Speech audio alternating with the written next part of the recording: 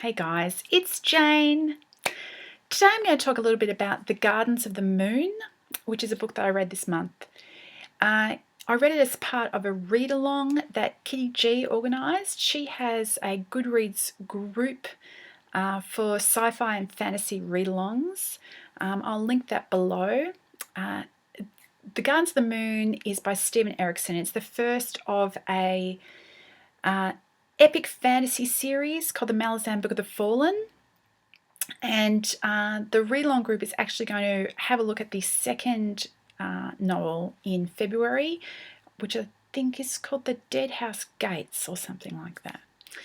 So I am going to be reading that as well, I think, in February. But today, The Gardens of the Moon. Now, this is a epic fantasy, as I said, and it's a seriously cast of thousands with millions of things going on. So before we get started, I've actually prepared a primer, an introduction to the story, and we'll see how this goes. Roll tape.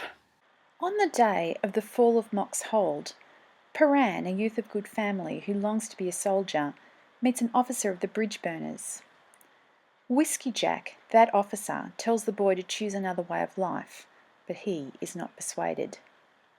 7 years pass.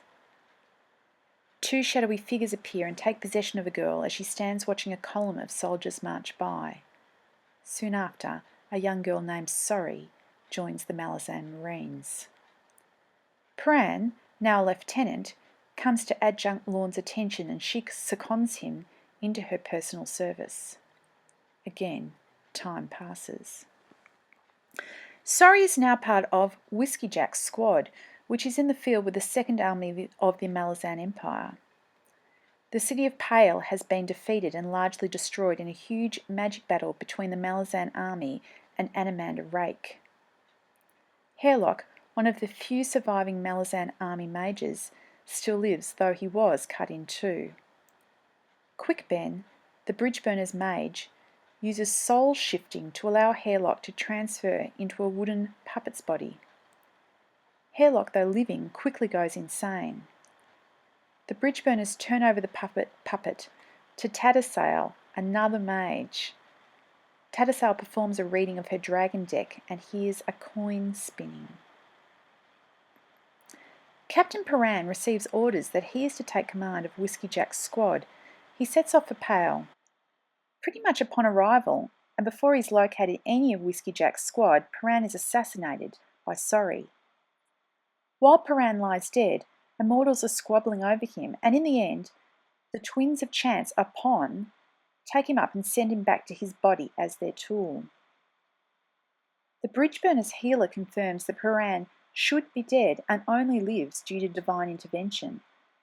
The Bridgeburners, however, have been ordered out immediately to the Empire's newest objective city, Dajuristan. Paran, alive but unconscious, is left in the care of Tattersail. Hairlock, the insane, magical wooden puppet, lures a shadow hound back to Tattersail's quarters, and Paran intervenes to save Tattersail and vanquish the hound, blooding for the first time his sword named Chance. Both Paran and Tattersail hear a coin spinning. In Dajuristan we meet Krupp, a dreamwalker and seemingly useless old blowhard, and Crocus, a restless young man who is also a thief, and who is having a hard time on the rooftops of Dajuristan this night, as it appears that an assassin's war has started. At one point, a coin drops at his feet, and as he stoops to pick it up, an arrow narrowly passes over his head. Okay, now believe it or not, that's actually only kind of the beginning of the story, and that's about as simple as I could break it down, because I've actually left out tons of other characters. Once we get to Dajuristan, things really start moving. To my mind, that's where the story proper starts. The rest of it's kind of set up. having said that, not having read the rest of the series, I feel like this whole book is kind of set up. It's introducing millions of people and kind of their motivations, and it's a pretty big investment in time because it's a heffing great book. And that's part of the reason why I'm going to read the second one. A number of people have said the second one is more enjoyable, and I'm hoping that's true. It's not that I didn't enjoy this, but it was work. It was work. But yeah, basically there's magic, and there's armies, and there's political maneuverings, and there's a whole bunch of different powers at play. We've got immortals and stuff, dragons, you name it. And one of the things that reading this really made me wrestle with is who am I attaching myself to out of these cast of thousands? Who's the hero? How do I figure that out? Like, maybe there isn't one, but this is what I was thinking the whole way through. Like, there were a couple of people that were obviously the bad guys. Well, there was, who we were rooting against at any rate.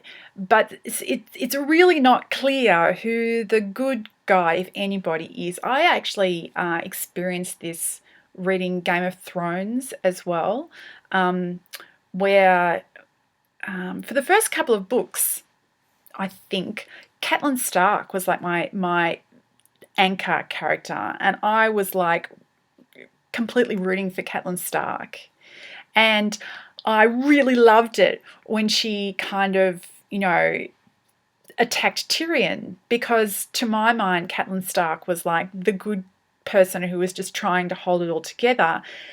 But things became much more complex soon after that. For those of you who, have read these books, you know what I'm talking about, or maybe you've seen the TV series.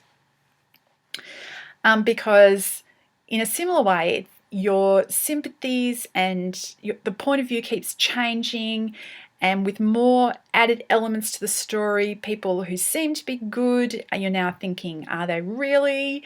And it's so anyway. The thing that this book made me think about was character, not like as in what makes a person in a story, and I guess by extension to a certain extent in real life, what makes them admirable? What makes you want them to win through? What are positive characteristics and negative characteristics? Sometimes it's obvious.